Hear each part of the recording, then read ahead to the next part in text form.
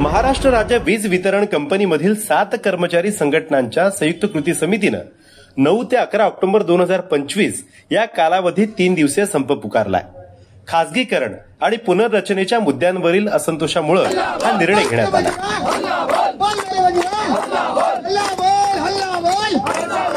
आंदोलकांनी चिखली रोडवर स्थित महावितरणच्या मुख्य कार्यालयासमोर निदर्शनं केली. खासगीकरणाला आपला विरोध असल्याचं आंदोलकांचं म्हणणं आहे.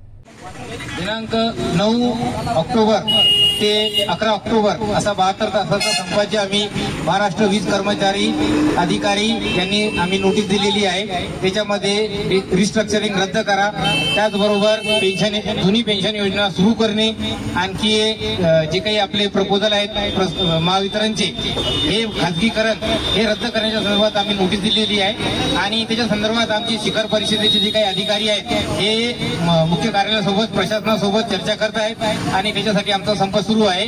आणि हा असं चालू राहील जोपर्यंत आम्हाला वरतून आदेश येत नाही.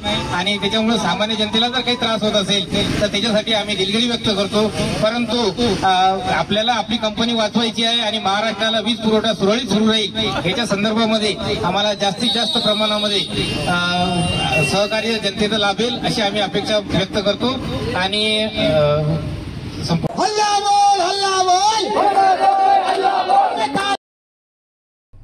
संप असला तरी महावितरणकडून पर्यायी व्यवस्था करण्यात आल्याचं कळतंय.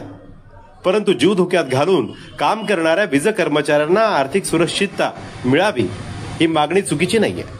Ranjit Singh Rajput, city plus, Buldhana.